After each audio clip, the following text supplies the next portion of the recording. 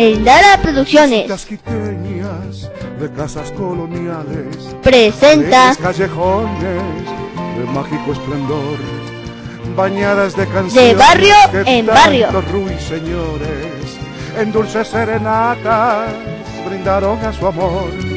Callecitas quiteñas llenas de chicas bellas, de ojos ensoñadores y figura gentil, sus labios tentadores incitaron amores que en los viejos faroles fieles testigos son.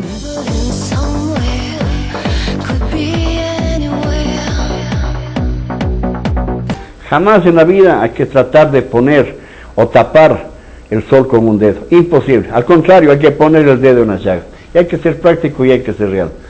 No hemos logrado todavía un porcentaje de 100% eficaz en lo que se llama recolección de basura y aseo de las calles. Yo creo que se debe hacer un replanteo, de hecho los niños deben hacer una evaluación y deben poner el corazón. Emaseo tiene en este momento un desafío. Se recibió de parte del alcalde la oportunidad de lavar su nombre y hacer y demostrar en que son capaces de eso y mucho más. Si Quito limpio, ellos tuvieron limpia la parte que les correspondía, si fue un buen trabajo, pues simplemente Emaseo debe hacer eso y más, y mucho más. Las calles desgraciadamente se las ve sucias, parece que faltan, casi digo, los capariches de ese entonces, de que estaban con la carretilla y la escobita de cabulla, de qué serían las cosas, pero yo sí pienso pues de que debemos tratar de poner todo el empeño y debemos ponerle a la carita de Dios como es eso, como la carita de Dios, lavadita, limpia, perfectas condiciones de que no se vea papeles botados, que no se vea, y lógicamente la ciudadanía también debe colaborar. Yo pienso que de parte de las autoridades, de parte de la administración, no faltan los esfuerzos, se les ha dado los medios, se les ha facilitado y se les ha dado más que todo y sobre todo la oportunidad de que se reivindiquen ante la ciudadanía y que demuestren que son capaces de hacer eso y mucho más. Deben tener la propia iniciativa de ellos, deben poner todo el empeño, deben ponerse la camiseta y deben ponerle a Quito como se merece, limpia, nítida. No puede ser que se descuiden, no puede ser que se demoren, porque a más de quedar mal ellos, hacen quedar mal a la administración, hacen quedar mal al señor alcalde que se ha empeñado en darle la oportunidad, en brindar un mejor servicio con la propia gente. Él bien hubiera podido contratar a una o dos compañías más, simple y sencillamente, y liquidar Emaseo, y la gente se iba a la calle, y cientos de personas quedaban en desocupación. Él se la jugó y él apostó a que Emaseo sea un instrumento de limpieza, que sea, digamos, una empresa, que ahora ya es una empresa de aseo, etcétera, que sea responsable y lógicamente, por eso apelo a las autoridades de Emaseo, a la gente que hace Emaseo, desde el trabajador, desde el chofer, desde todo el más sencillo empleado, para que pongan todo el empeño y queden bien el nombre de ellos, el nombre de la empresa, y hagan quedar bien a la administración del señor alcalde. Conjunto residencial Cibeles 2, en la zona de Calderón, al norte de Quito. Sí, solo quedan 39 casas de 2 plantas listas para entrar a vivir, de 83 con 10 metros cuadrados de construcción útil cada una, con patio trasero de 12 metros cuadrados y parking de 12 metros cuadrados. Precio por vivienda, $45.000, con todas las facilidades de pago. Contacta los teléfonos 2461-085, 094-214-806, 088-287-942.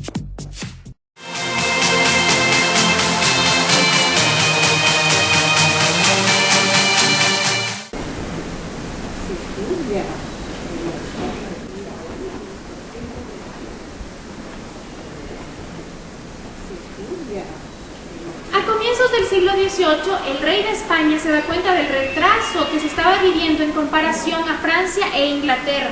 Por tal motivo implanta varias reformas, como por ejemplo impulsa la ciencia y la educación, crea nuevos tributos e impuestos, concentra el poder en la corona y abre el comercio. Con la apertura del comercio comienzan a ingresar productos desde Castilla, como por ejemplo la tela de Castilla y la muy conocida harina de Castilla. Como ya les había mencionado, la actividad económica que constituía a la audiencia eran los obrajes y telares. Entonces esto desata una crisis económica que se ve agudizada por la convulsión social que se vivía por las revueltas indígenas que se estaban dando, ya que los indígenas, la población indígena buscaba la abolición de los diferentes métodos de explotación. Y para concluir la primera sala, vamos a hablar del antecedente más importante del 10 de agosto de 1809 y qué es lo que se perseguía tras los hechos revolucionarios. Como el antecedente tenemos la rebelión de los barrios, en el cual la población pedía que se elimine el estanco. El estanco era el impuesto al aguardiente y también pedía que se criollicen los españoles, es decir, que se casen con las criollas y no serían expulsados. Y bueno, antes de ver qué es lo que se perseguía tras los hechos del 10 de agosto, es muy importante diferenciar entre criollos y chapetones. Los criollos eran los hijos de dos españoles nacidos en territorios americanos y los chapetones eran los españoles nacidos en Europa y que venían a vivir a la audiencia. El 10 de agosto de 1809 lo que se pedía era formar un gobierno criollo respetando la autoridad real. En ese momento no se buscaba una independencia de España. Claro que luego de la masacre del 2 de agosto de 1810, en la que fallecen 300 quiteños a manos de los españoles, se busca una independencia total del dominio español. Y bueno, en esta sala titulada La Nación en la Fragua vamos a ver cómo las ideas libertarias se comienzan a enraizar en medio de la población, pero en medio de la población criolla, que era la única que tenía acceso a las universidades y por ende a la educación, y se daban cuenta de que esta manera de opresión no era la que querían tener ellos. En Quito se vivía una crisis económica y una crisis social. ¿Pero qué sucedía en las otras ciudades de la audiencia? Por ejemplo, en Guayaquil, a pesar del incendio de las 150 casas principales, gracias al boom del cacao no se veía afectado. También en Cuenca, gracias a los cañaverales que rodeaban a la región y a la producción agrícola. Y finalmente, en Loja se había descubierto la quina o cascarilla, que era una planta para curar la malaria y el paludismo y elaborar tintes. Como vemos, estas tres ciudades estaban viviendo un auge económico, por tal motivo no apoyarían a la ciudad de Quito en los deseos de un gobierno autónomo, un gobierno independiente, y por eso nuestro gobierno tan solo funcionaría 77 días. Aquí tenemos al presidente José García de León y Pizarro, quien llega a la audiencia junto a su esposa María Frías. Estos dos seres eran bastante corruptos, a la mujer le encantaba pedir obsequios, es así como cuando el presidente es promovido a una plaza en el Consejo de Indias, ella le sugiere al Cabildo Civil de Quito que le regalen algo a la altura. Es así como el Cabildo le regala un óleo que representa esta imagen y un bastón con una empuñadura de oro. El de aquí es el presidente junto a su hijo, y el de aquí se dice que es el pequeño espejo, ya que él trabajaba en el Hospital San Juan de Dios, que es el hospital al que aquí se hace referencia. En ese entonces, aquí se nos pinta un presidente bueno, generoso y caritativo cuando no era así. Él tan solo visita una vez el hospital y es para que se le realice esta imagen. Y esta es la sala de grabados. Aquí tenemos grabados realizados por el inglés Ernest Charlton en el año de 1867. Vamos a ver lo que les mencioné, el Juancho, que era el pregonero de la ciudad, era el que se encargaba de anunciar si había fiestas, si las universidades o el cabildo realizaría algún evento. El traje era bastante colorido y estaba conformado por 4 colores. Tenemos también al aguador, que era quien llevaba el agua a las casas, ya que en ese entonces no existía un sistema de canalización ni tubería. Se calcula que cargaban aproximadamente unos 2 quintales de agua sobre sus espaldas, desde las plazas hasta las casas. Por tal motivo ellos morían en una posición encorvada. Tenemos a los yumbos, que eran las personas que venían desde el oriente trayendo frutas tropicales, plantas medicinales, entre otras, a la población. No se importaba de qué región específicamente llegaban ellos, así se les conocía a todos, y también se les conocía así a los caminos que ellos iban marcando desde el oriente hasta la audiencia. Estos caminos son los que Pedro Vicente Maldonado utiliza para poder realizar los trazos de la carta geográfica que vimos en el pabellón número 1. Alrededor de calles, el aseo de la ciudad de Quito estaba a cargo de la población indígena de comunidades cercanas, como por ejemplo de Nayón, Llano Grande, Carapungo, Calderón, que venían a la ciudad a realizar la limpieza. Y el comercio de telas fue muy importante, así como las muy conocidas telas de guano venían desde allá a la ciudad de Quito para que se realice un comercio bastante fuerte, bastante importante. Y la vendedora de leche, también los derivados de la leche eran muy importantes, como por ejemplo la mantequilla y la nata, era algo muy apreciado por la población de Quito. Y el espacio que tenemos a continuación está dedicado para las libertarias, así se les conoce a las mujeres que participan en los hechos revolucionarios del 10 de agosto de 1809 y posteriormente. Lastimosamente, todas ellas o la mayoría han sido olvidadas en la historia, a pesar de que ellas participan desde sus casas preparando municiones, provisiones, otras incluso en el campo de batalla. Primero tenemos el caso de Rosa Zárate, aquí vemos el fusilamiento junto a su esposo Nicolás de la Peña. Ellos son acusados de haber instigado al asesinato del conde Ruiz de Castillo. Momentos antes de morir, ella dice no sentir cargo de conciencia alguno, ya que ella había perdido a su hijo Antonio de la Peña en la masacre del 2 de agosto de 1810.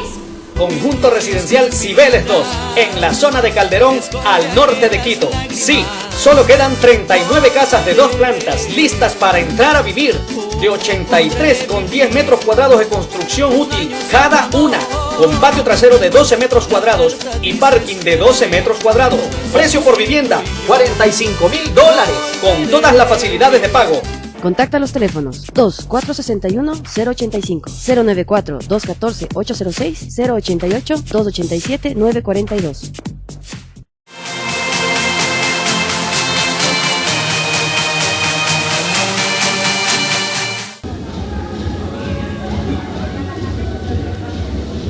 Fuimos invitados por un grupo de estudiantes de la Universidad Autónoma de Quito para que seamos testigos de la entrega de diplomas, de dejar una huella, de un curso de capacitación para pequeños empresarios, micronegocios. Y hemos tenido también la suerte de tener presentes en este evento al señor licenciado Jaime Largo, que es el decano de Ciencias Económicas, y al señor economista Antonio Amores, que es el tutor del proyecto. Vamos a escucharles a ellos cuál es el concepto, cuál es el criterio, que a mí me parece admirable, me parece digno de aplauso, esto de soltar a los muchachos para que antes que obtengan sus títulos de tecnólogos y capaciten a la gente, o sea, vean la realidad de la vida en el preparar gente para micronegocios. La Facultad de Ciencias Económicas tiene una misión, la vinculación con la colectividad. ¿Qué significa esto? Los conocimientos que adquieren los estudiantes, sus habilidades y destrezas en la administración, tienen que estar al servicio del pueblo, al servicio de la sociedad y al servicio del país. Por eso es de que ellos, sus conocimientos, lo transmiten asesorando a todo lo que es la gente de escasos recursos económicos para que mejoren su modo de vida. ¿Y cómo es eso? A través de ser emprendedores, creando microempresas y de esta manera contribuir a nuestro desarrollo. Eso es de nuestro principio, en eso trabajamos, en eso tenemos el departamento de investigación, tenemos el departamento de emprendimiento y también de vinculación con la actividad para podernos dar el servicio a toda la sociedad, porque creemos en el país, creemos en nuestra gente y creemos en el desarrollo, y es un paso para erradicar la pobreza. Realmente yo creo que es la única manera. Conseguir empleo es una aventura, es buscar una paja en un pajonal, es dificilísimo. El señor economista Antonio Amores es el tutor del proyecto. ¿Qué se les encargó a estos 3 estudiantes? Dar a conocer qué es ser emprendedor, qué es ser un líder, cómo administrar un negocio, que tal vez pocos lo saben hacer, ¿sí? Pero no tienen explotados sus fortalezas, sus habilidades, sus destrezas, sus competencias realmente dentro de las comunidades. Necesitan un impulso más de alguien que les haga ver, de alguien que sea del mismo pueblo, de la misma comunidad, de la misma sociedad, para que puedan impulsar todos estos proyectos.